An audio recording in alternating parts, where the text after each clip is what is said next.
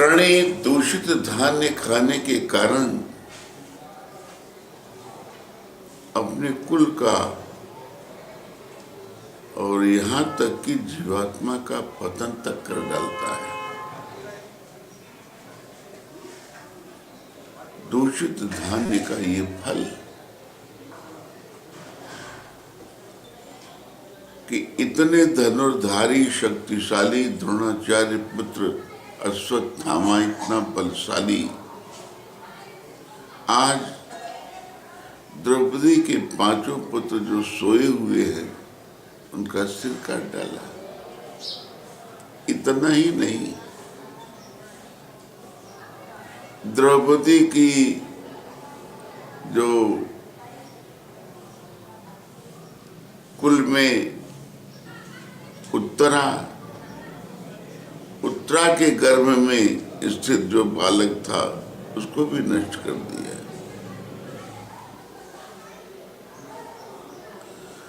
उसका सारा ज्ञान लुप्त हो जाता है। उपनिषदकार कहते हैं जो प्राणी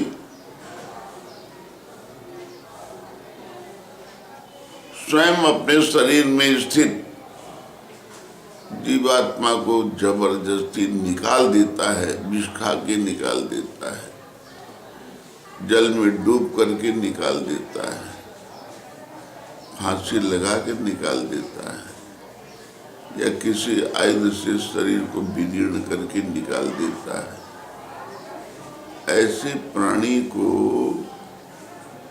असुरिया नाम तेलो का अंधे न तमसावृता आस्ते प्रत्याभिगच्छन्ति एके चात्महनो जना।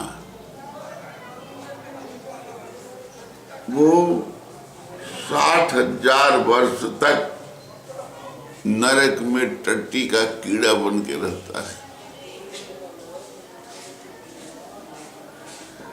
थोड़े से क्रोध के पीछे इतना महान क्लेश उठाने का अपनी तत्परता को सहन कर लेता है और थोड़े से क्रोध का समन नहीं कर पाता।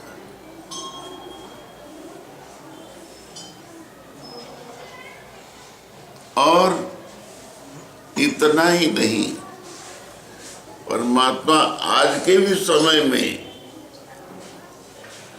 राष्ट्रपति से कोई एप्लीकेशन दे के मांगे कि हमको स्वेच्छा से मरने की अनुमति दी जाए तो राष्ट्रपति भी नहीं देता। उनको मरने का अधिकार मैं नहीं दे सकता।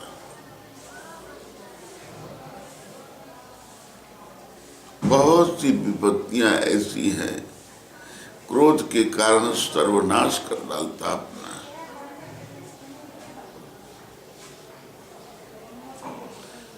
जब लक्ष्मण से रावण की चर्चा हुई तो रावण ने कहा, लक्ष्मण माता हो तो कौशल्या माँ हो, क्योंकि माँ का जो प्रभाव रहता पुत्र के ऊपर पड़ता है। दूसरी बात ये, क्रोध और अहंकार के कारण मैंने किसी की बात मानी नहीं, उसका परिणाम त्रिभुवन विजेता मैं आज धरती पर पड़ा हूं। लक्ष्मण जीवन में कारण कभी क्रोध मत करना, अहंकार मत करना और किसी की बात न मानने का संकल्प मत करना। हाँ, दशानन ठीक कह रहे। लक्ष्मण तुम ही देखो, आए तुम कुछ सीखने के लिए तुम्हारे सिरहाने खड़े हो गए। जब कुछ सीखना हो तो सामने रहना चाहिए, सामने खड़े होना था। तुमको अभिमान है कि राम सखा हूं मैं, और मुझे अभिमान है कि मैं ब्राह्मण हूं। सीखने वाले को सम्मुख रहना चाहिए। लक्ष्मण खट से खड़े हुए। दुर्योधन जब भगवान शकुनी के कहने से भगवान के समीप आया, उसने कहा वाह, मैं अपने राजा साहब का ज्येष्ठ पुत्र और ग्वाल बाल के सामने चरण के पास बैठूंगा। सिरहाने बैठ गया। भगवान जानबूझ करके अपने उत्तरीय से पीतांबर से शरीर को ढाके हुए और मन ही मन विचार करके अर्जुन नहीं आया। अर्जुन जैसे चरण स्पर्श किए, प्रणाम किए, अरे पार्थ तुम कैसे आए? कहा दुर्योधन ने कि श्याम, इनके पहले मैं आ चुका हूं। अच्छा आप आए हैं, पर मैंने सामने तो देखा पहले अर्जुन को। बोलो, तुम ही बोलो। तो अभिमान जो है शरीर में,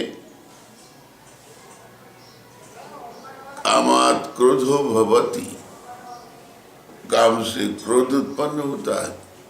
अब क्रोधात् भवत् सम्मोहः, क्रोध से सम्मोह उत्पन्न होता है।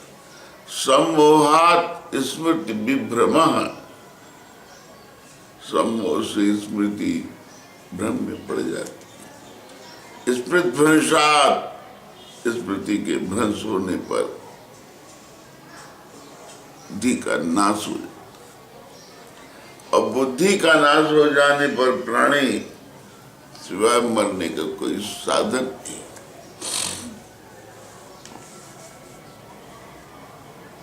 इसीलिए गोस्वामी जी ने कहा, क्षण सुख लागी जन्म शतकोटि। क्षण मात्र सुख के लिए और जन्म जन्मांतर तक के लिए अपना रास्ता तय करने वाला प्राणी मूर्ख है।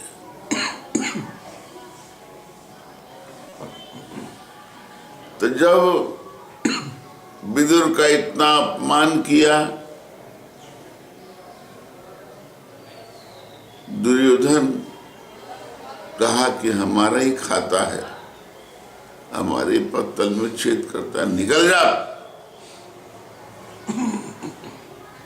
विदुर इतनी बात सुन करके धनुष बाण रखे चल पड़े, तीर्थ के लिए चल पड़े। जब वहां उत्तराखंड में पहुंचते हैं, वहां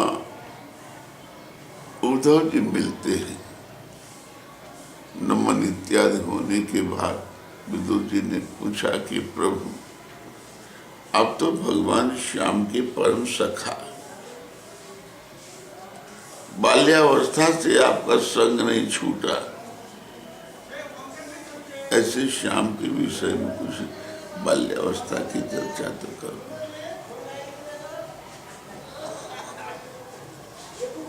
क्योंकि सज्जन और दुर्जन में यही अंतर है। सज्जन जहां बैठते हैं भगवती चर्चा श्रवण करते हैं, और दुर्जन चौपड़ है, ताश है, दूसरे की निंदा है, ये सब श्रवण करते हैं।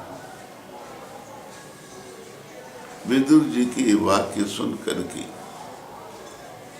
उद्धव जी ने रोने लगे। उद्धव भैया,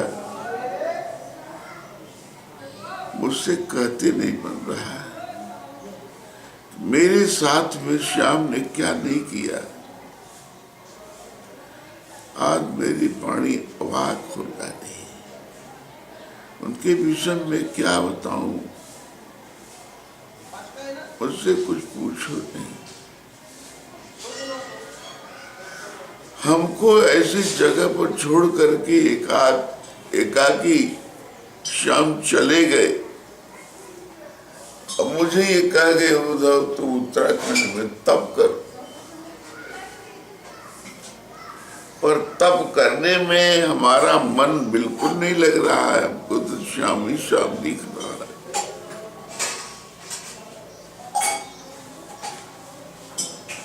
यही गोपिकाओं ने कहा, उद्धव संसार की सारी वस्तु मैं छोड़ चुकी हूं,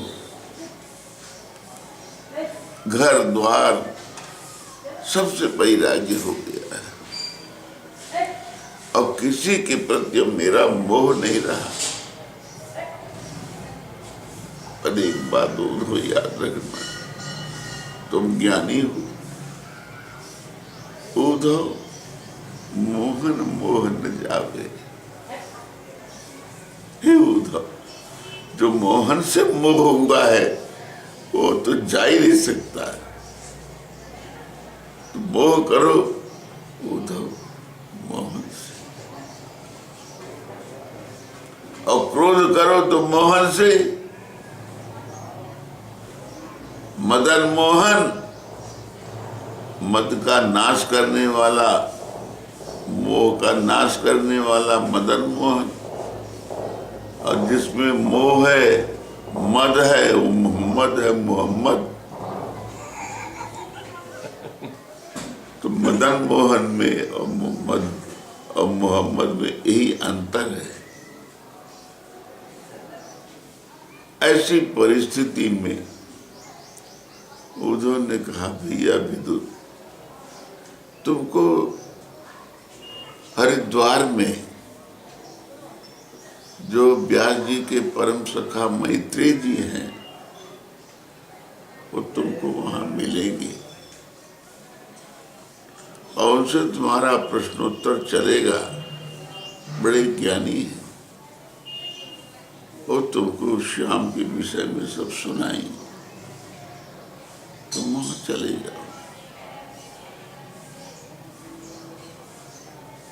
जब श्याम के विषय में कोई कुछ कहता है तो हमारी आंखें भर जाती है। उद्धव ने कहा विदुर से, मैं नहीं बोल पाऊंगा।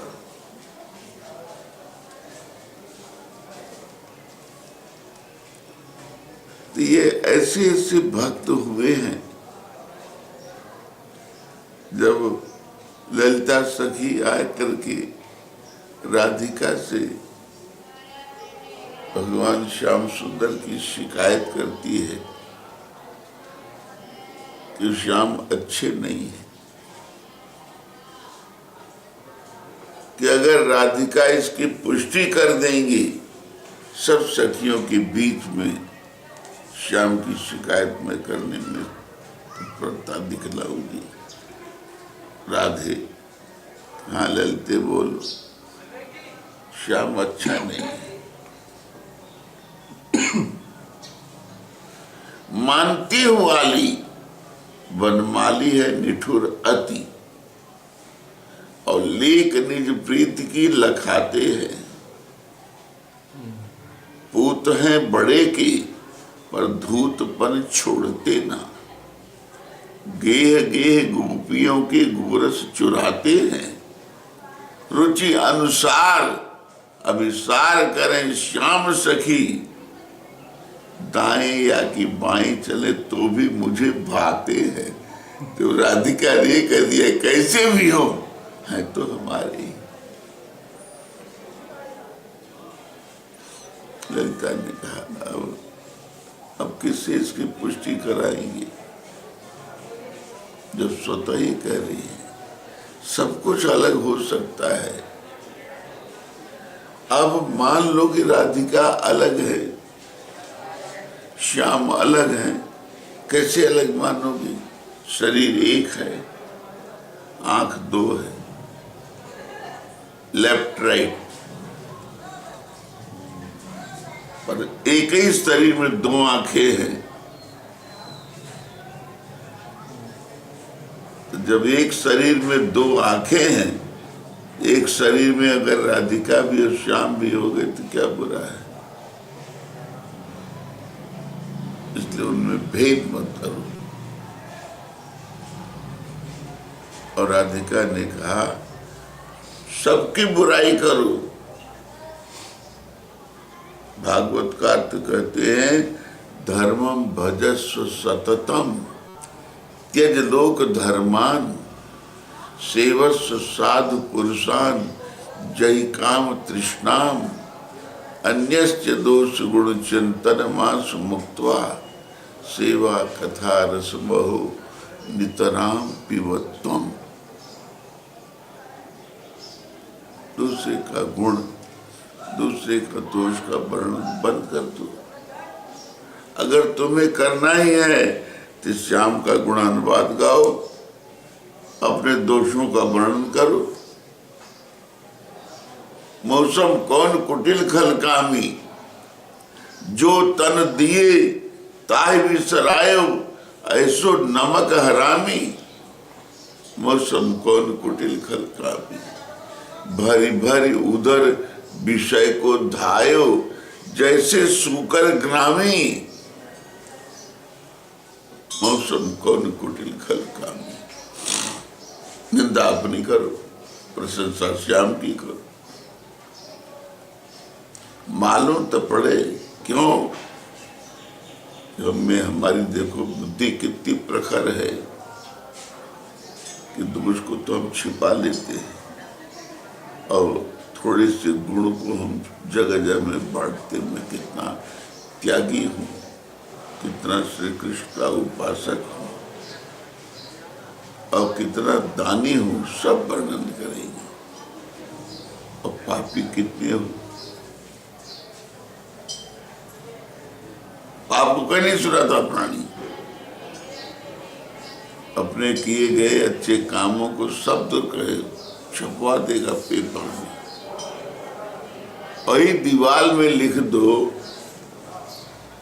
कि तुम बड़े नालायक हो। बुलाओ लिखने वाले को, क्यों लिखा है ऐसा?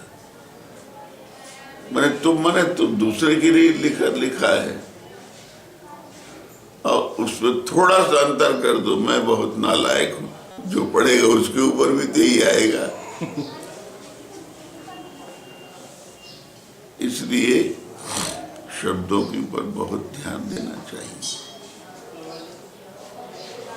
संसार में सब कुछ सहन हो सकता है, क्रोध के वशवर्ती नहीं होना चाहिए। अब क्रोध के वशवर्ती, मोह के वशवर्ती होने का कारण 100 पुत्र मर गए। जब विदुर आए, विदुर ने कहा ज्येष्ठ भ्राता श्री रावण का एक लात खाए, विभीषण सुधर गए, लतखोर सुधर गया।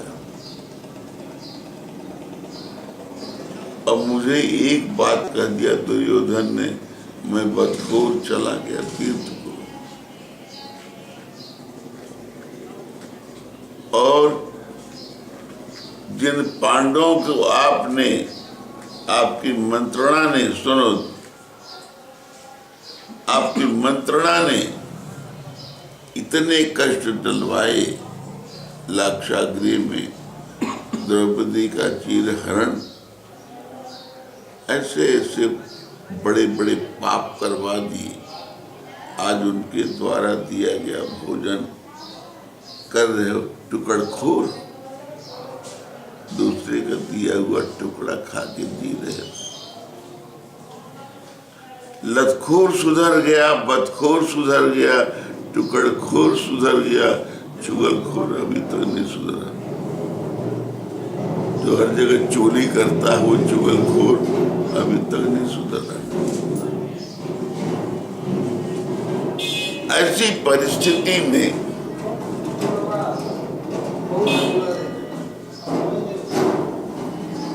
जब विदुर मैत्रेय जी से मिले, मैत्रेय जी ने उनको भगवान श्याम सुंदर की पावन कथाओं से आप्यायित कर दिया, तृप्त हो गए।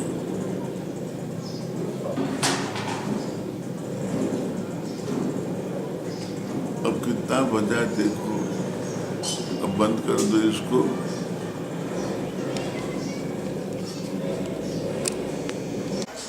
अखिल भुवन जन्मस्थेम बंगाली विनत विविध भूत प्रातरक्षैकदीक्षे श्रुतिशिरसि विदीप्ते ब्रह्मणि श्रीनिवासे भवत्मं परस्मिन् श्रीमति भक्तिरूपा मौलवरजुषे मनोज्ञपंसे पद्मलसचक्षुषे कारियायुषे सलिलजनुषे नव्याम्बुवाहत्युषे गोपीतोषमुषे पयोदधिमुषे नीवाग्नमास्ये दुषे जिष्णुशक्यमुखैमुखैषे प्रणत कृष्णाय सत्युषे नवमी जिते ब्रह्मपुषे तडिदम्बराय गुंजावतंस परिपिच्छन सन्मुखाय वन्यस्तरे कमलनेत्र विधान वेणु लक्ष्मणप्रिये मृदुपदे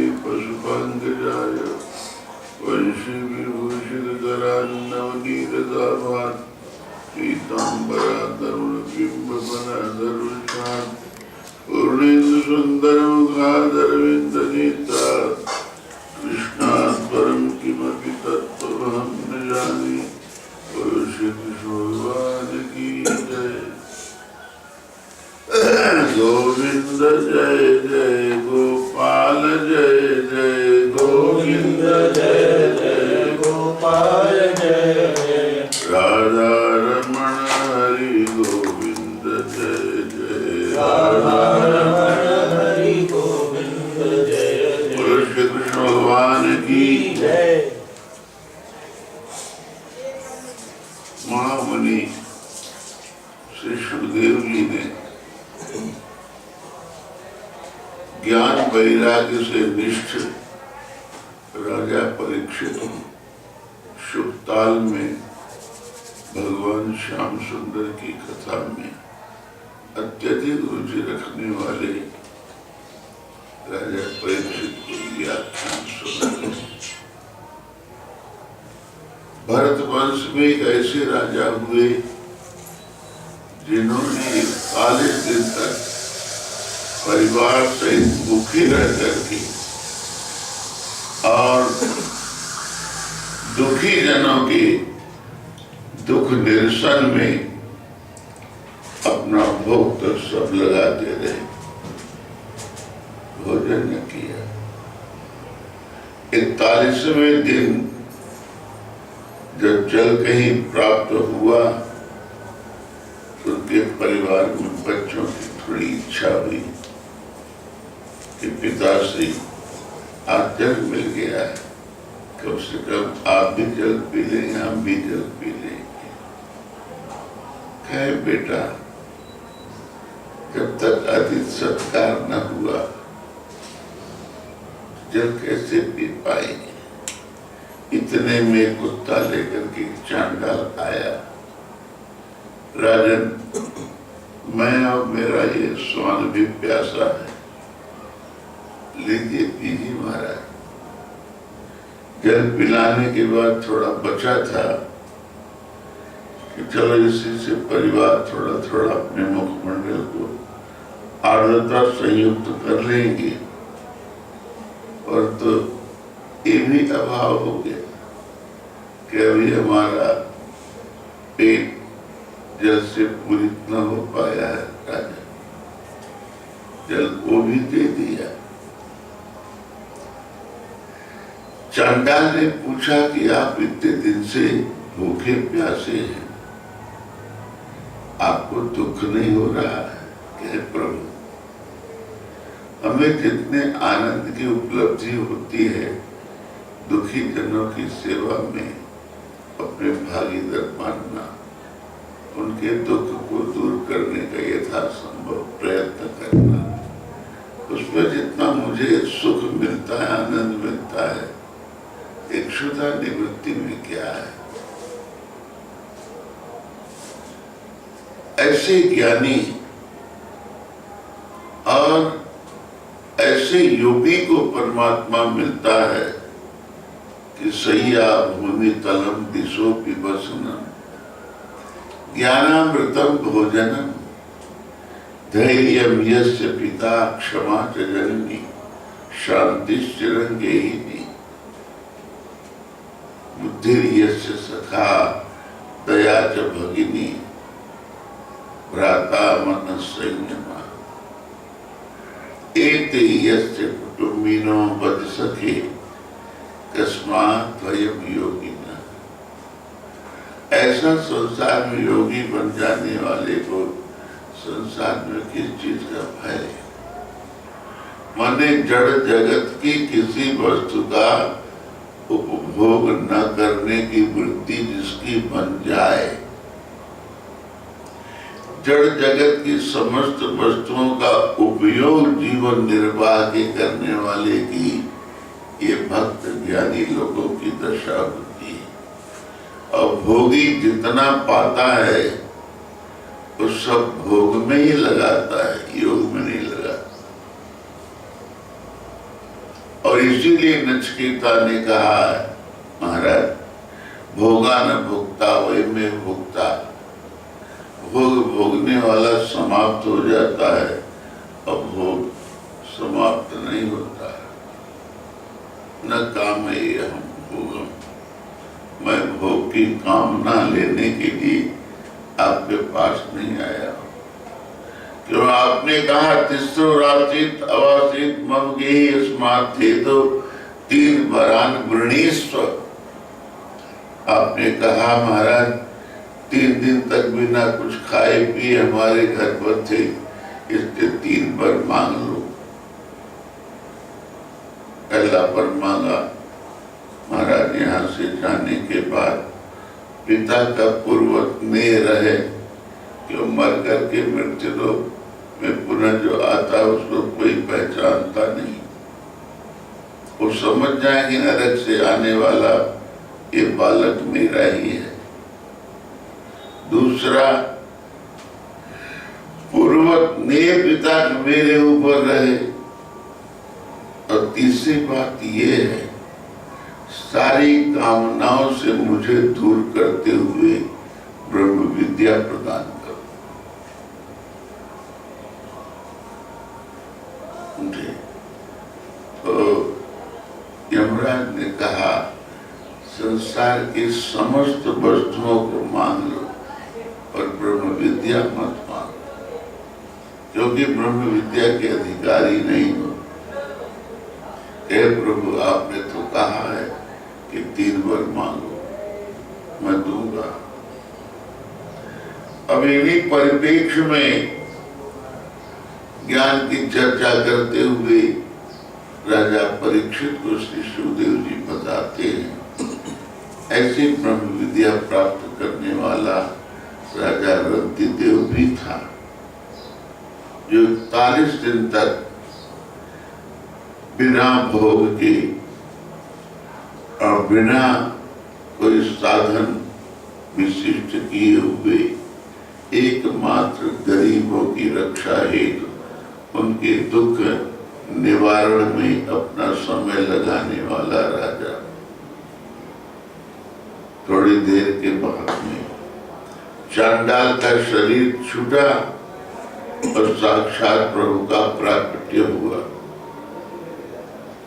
प्रभु का प्राकट्य तब होता है जब प्राणी समस्त वासनाओं से अपने को हटा लेता है, क्योंकि विषया विनिवर्तन्ते निराहारस्य देहिनः रसभज्यं रसोप्यस्य परम दृष्ट्वा निवर्तते।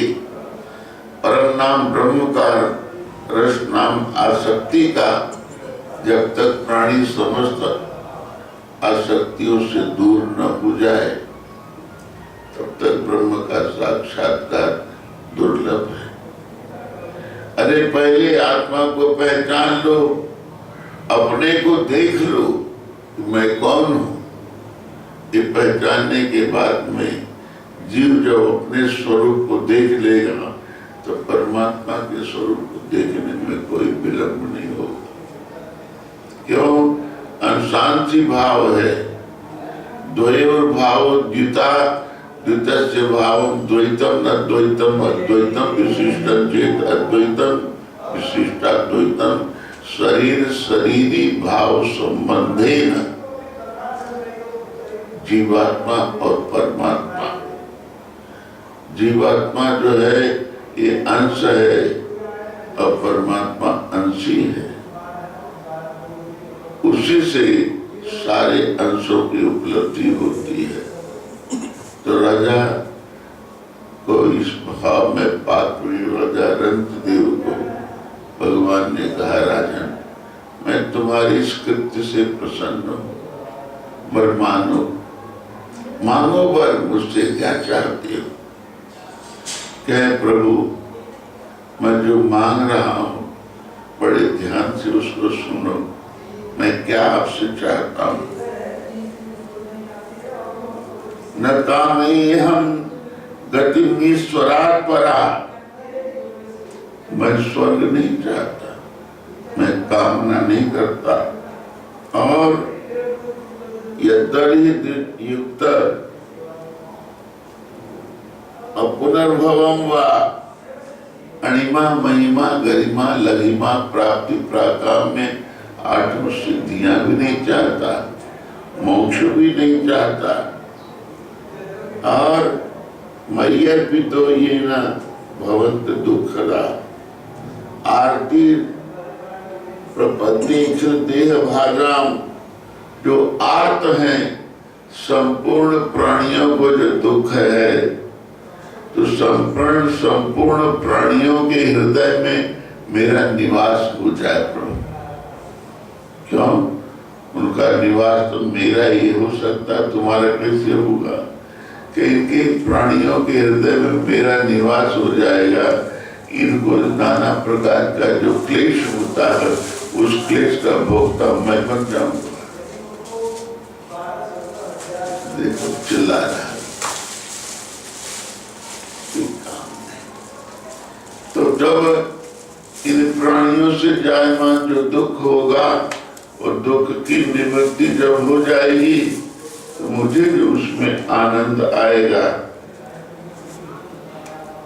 तो न कामये हम गतिमीश्वरात् परा अष्टधि युक्ता व पुनर्भवम व आर्तिम प्रपद्येषु देह भागाम अंतस्थितो येन भवन्ति दुःखा।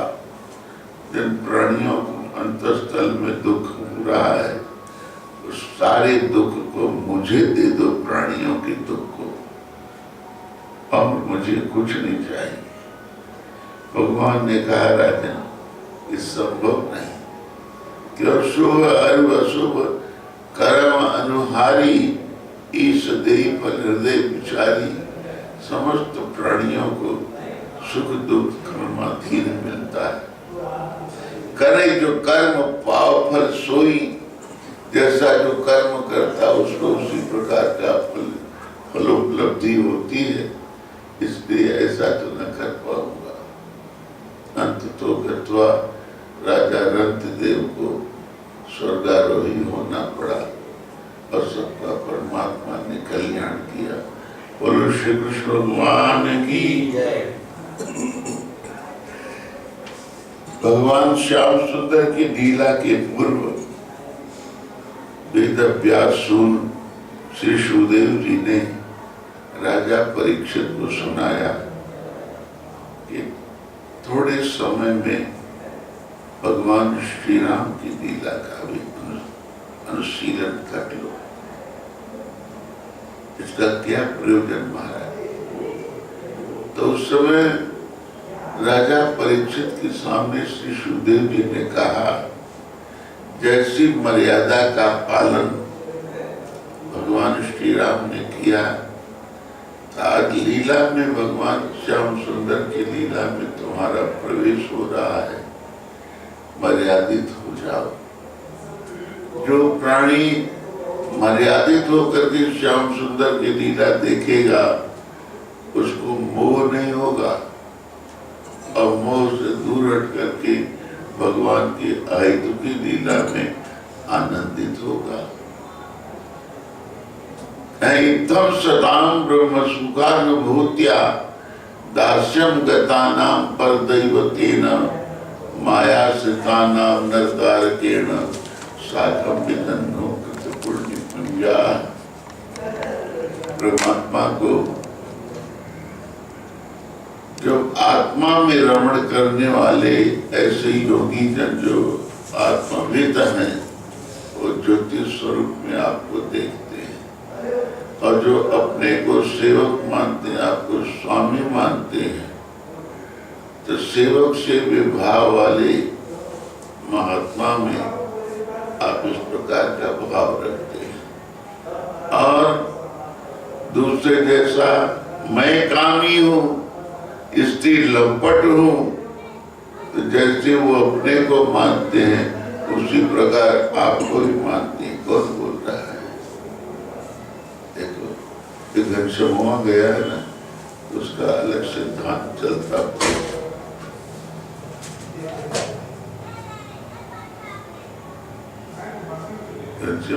मूर्ख। ऐसी परिस्थिति में पहले आप मर्यादित हो जाओ, और मर्यादित होने के बाद भगवान की लीला का आनंद तो प्राप्त कर पाओगे। अब प्रभु का प्राकट्य दशम स्कंद में होने वाला है।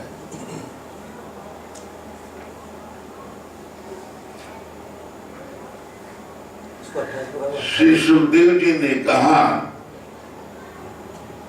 राजन आप अब भगवान की लीला में आपका प्रवेश हो चुका है, और भगवत लीला इसलिए मोक्ष प्रदायिनी लीला है, मुक्ति देने वाली।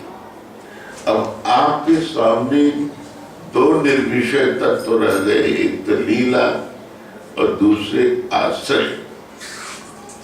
तो लीला देखते देखते जब आप मुक्ति के भागी बनना चाहो तो मुक्ति के भागी बन जाओ, आश्रय को यदि प्राप्त करना चाहो तो आश्रय को प्राप्त कर लो। ये दोनों निर्विषय है। भगवान लीला जो है ये भी निर्विषय है और आश्रय भी निर्विषय है। राजा परीक्षित ने कहा, कथितो वंश विस्तारो भवता सोम सूर्यो चंद्रवंशी यदुवंशी। इनकी राजाओं की कथा बहुत विस्तार पूर्वक आपने सुनाया प्रभु। राज्ञां चोभय वंश्यानां चरितम परमाद्भुतम। और इन राजाओं के चरित्र का चित्रण बहुत अद्भुत चरित्र सुनाया आपने। यदोष धर्म शीरस्य नितराम मुनिषत्तमा तवांसेन अवतीर्णस्य विष्णुर्वीर्याणि संसना। यदुवंश में परम ख्याति प्राप्त करने वाले, क्योंकि रामानुजाचार्य जी पंच ख्याति में केवल अनिर्वचनीय ख्याति को मान्यता देते हैं। आत्मख्याति, रसद ख्याति, रख्याति, ख्याति अन्यथा तथा अनिर्वचनीय ख्याति द्वितीय तत्ख्याति पंचकम। ऐसी परिस्थिति में आप यदुकुल वंश और यदुकुल की जो शिरोधारी है, सबसे पूजनीय भगवान श्याम सुंदर की लीलाओं का वर्णन करो। और श्याम सुंदर की लीला का वर्णन हम इसलिए चाहते सुनना कि इनकी लीला में कौन कौन आप्यायित हुए और कौन अपनी रक्षा कर पाए। अवतीर्य यदुर्वंशे भगवान भूत भावना कृतवान यानी विश्वात्मा तानि नोवद विस्तरात। अवतीर्ण होकर के कैसी कैसी लीला ये भगवान ने की, उसका वर्णन आप करो। और निवृत्त तरसैरुपजीय मानात्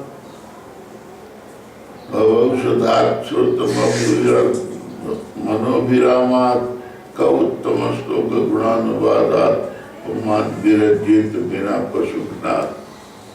कौन संसार में ऐसा पापिष्ठी प्राणी होगा, इतनी पावन लीला मोक्षदायिनी लीला का वर्णन छोड़ करके और हत्यारा जैसे अपने जीवन को बिताने वाला कौन ऐसा पशुघ्नी होगा। इसलिए महाराज आप ऐसे की कथा सुनाएं। और हमारे पूर्व जो पांडव लोग, अब उनको ग्रसने के लिए तिमिंगला नामक मछली के समान बड़े बड़े योद्धा द्रोणाचार्य, कृपाचार्य, अश्वत्थामा, भीष्म पितामह जैसे बड़े बड़े मत्स्य निगलने के लिए तैयार हो और उनकी रक्षा जो हमारे प्रभु ने की और हमारे पूर्वजों को ब्रह्म दंड के द्वारा और ब्रह्मास्त्र के द्वारा नष्ट करने की रिपोर्ट करने वाला जो अश्वत्थामा, गर्भ में मैं था, माँ के उत्तरा के गर्भ में मुझे भी इसने नष्ट किया अपने ब्रह्मास्त्र के द्वारा। वही अकारण करुणा वरुणालय परमात्मा भगवान श्याम सुंदर ने जो चक्र सुदर्शन ले जा करके मेरी माता के कुर्सी में बैठ करके उन्होंने मुझे जीवित किया।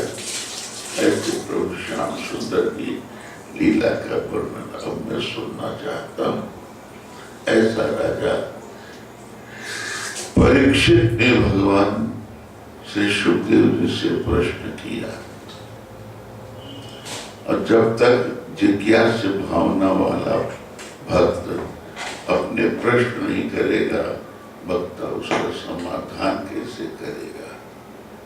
तो वक्ता बड़ा चतुर होना चाहिए। तद्विधि प्रणिपातेन परिपृष्टेन सेवया उपदेक्षन्ति ते ज्ञानम ज्ञानिनस्तत्वदर्शिनः। उपदेश वही दे सकता है जो तत्वविद हो। समझे? नैव किंचित करोमीति युक्तो मन्येति तत्वविद।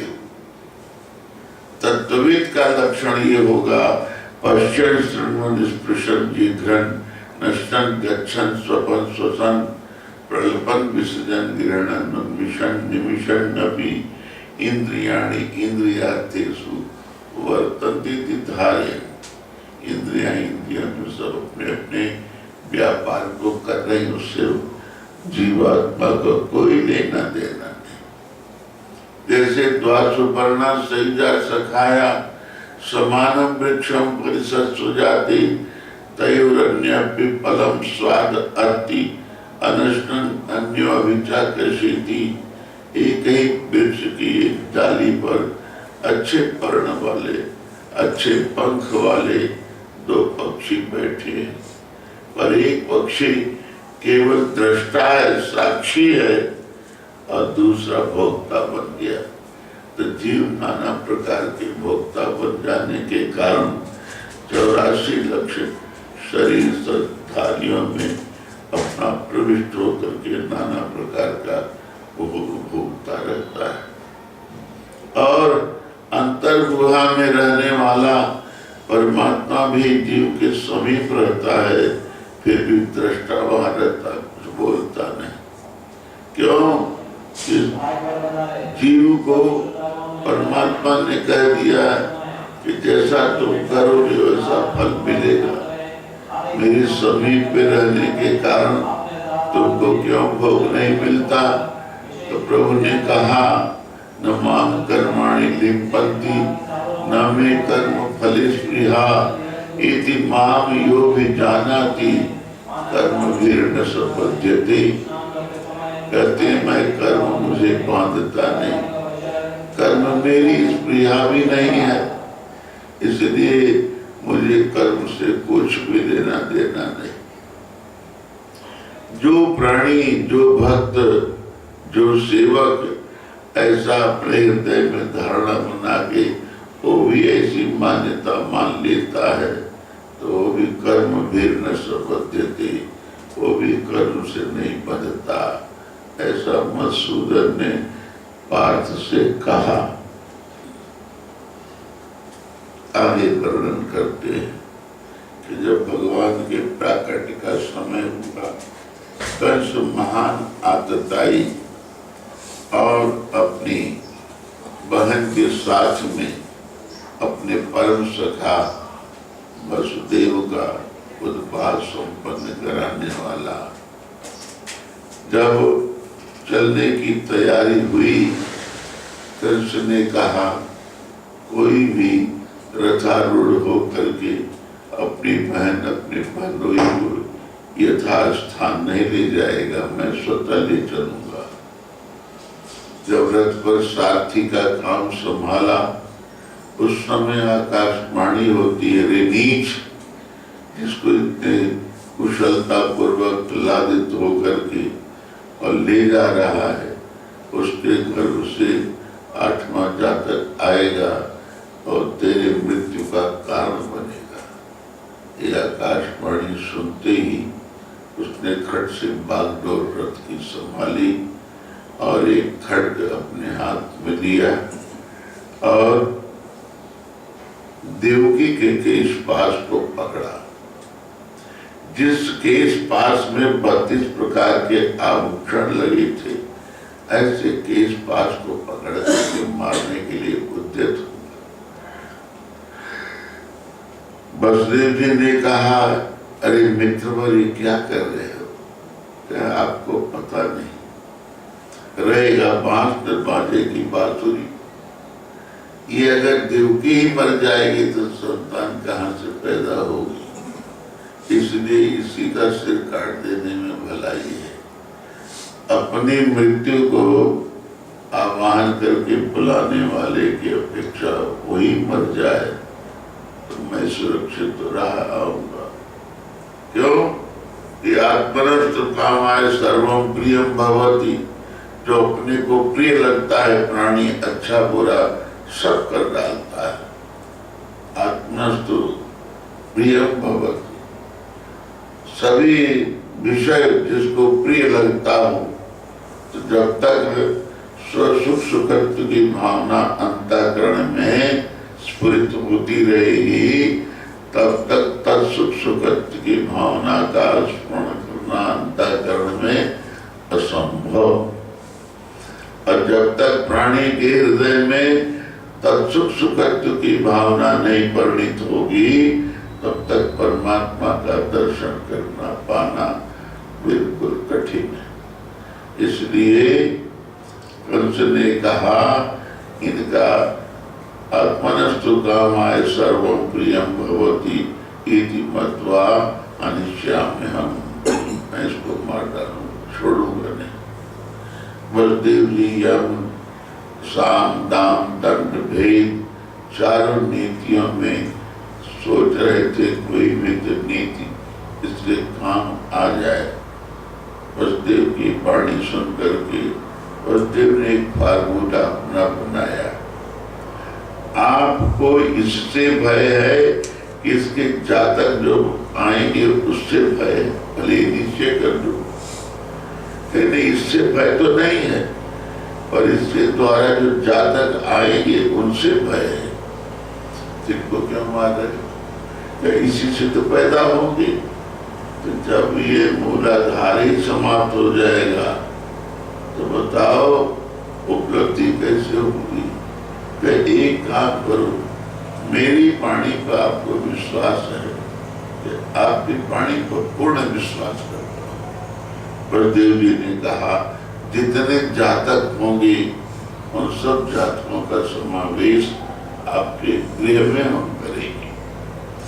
उन बालकों की रक्षा करना, न करना, मारना, पीटना, ये सब आपका काम होगा। मैं वचन देता हूं।